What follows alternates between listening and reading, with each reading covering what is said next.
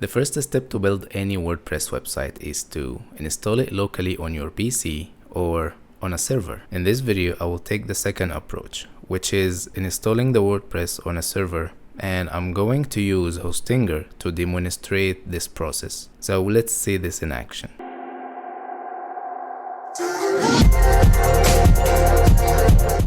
So what is the web hosting and why do we need that? Web hosting is a service that makes your website available on the internet for everyone. The hosting providers provide you with this secure online space to store your website files like code, images, text, and all the content on the website.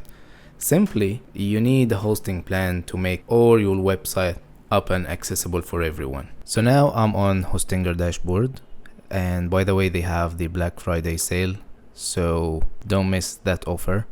And I will leave a link below the video with my discount code so you can get 20% extra on the yearly plans. So let's explain how to install or set up our WordPress on the Hostinger dashboard.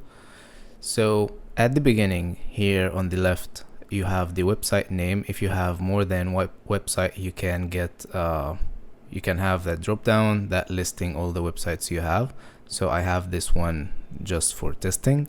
And with Hostinger, you will find that this is simpler than what you think. So they have something called auto installer, which is this one. I will press on it and this will give me a list of all the websites I have here. And I have the options here to get the WordPress or get the WooCommerce also, or another CMS like content management systems. So I will just choose the WordPress one. And this will open for me this window, which I need to add the website title, the administrator email, and the username and password.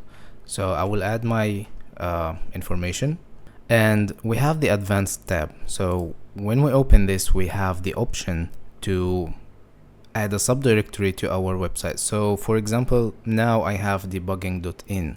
So if I want to add the website to the root, I will leave it a blank like this. But if I want to have some sub websites, I can add those websites here. So I can create a folder and install that WordPress instance inside it. So in our case, we're gonna say that this will be a subdirectory. We're gonna call it YouTube. And for the database, I will leave this to create a new one. I will not enter the password. It will be created automatically. So here I can choose the WordPress version that I need. Of course, the recommended is the latest version, the language. And do we need the updates to be automatically, or we just need the recommended, or just turn it off? So I will keep everything as it is and install. After the installation, we're gonna land on this page. Then we can have all the options here, like allowing or force HTTPS, which is more secure, SSL certificate.